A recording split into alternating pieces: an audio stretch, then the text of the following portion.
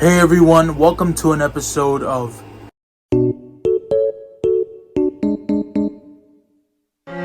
Today we're diving into privacy rights, property rights, mainly focusing on the Fourth Amendment.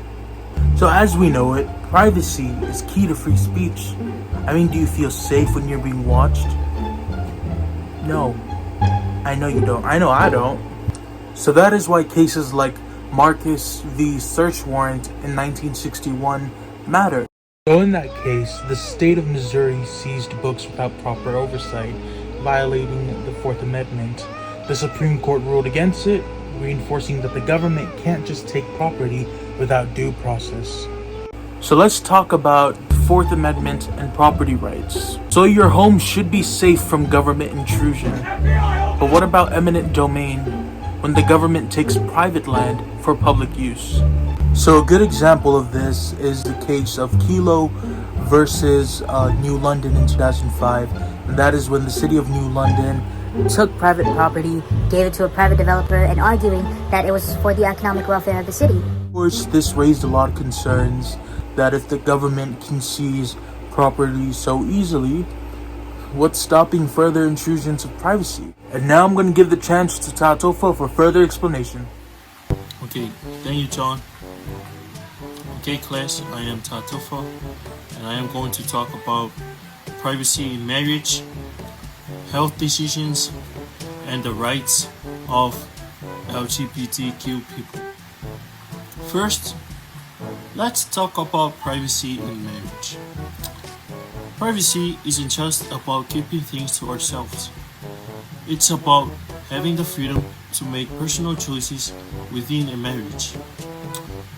In the case of Griswold versus Connecticut, the state of Connecticut had a law that made it illegal for married couples to use birth control.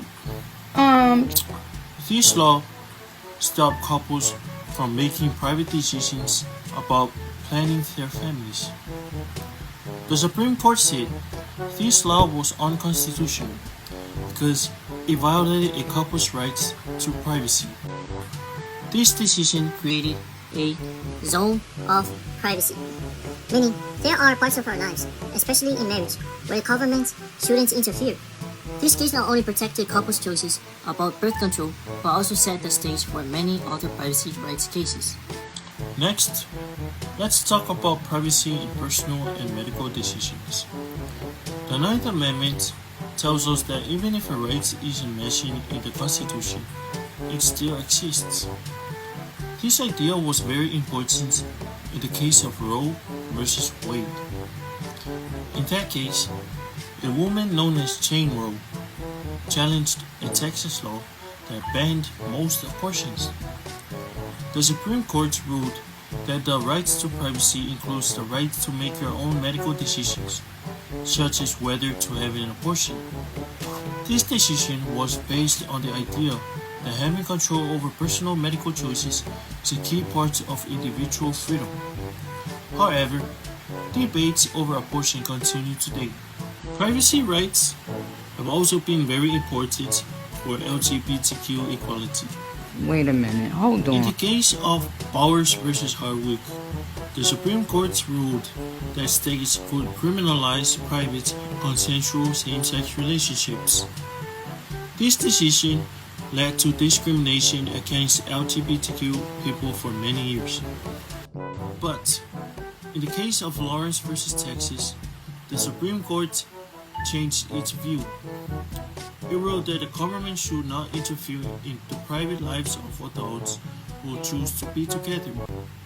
This was a major win for LGBTQ rights.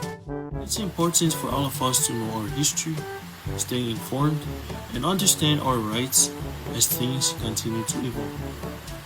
Thank you for listening.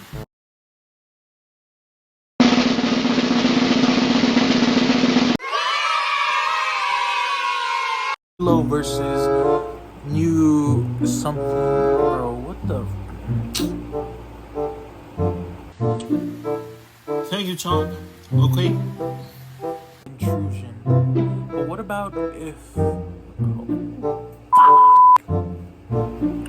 Why is the quality kind of good?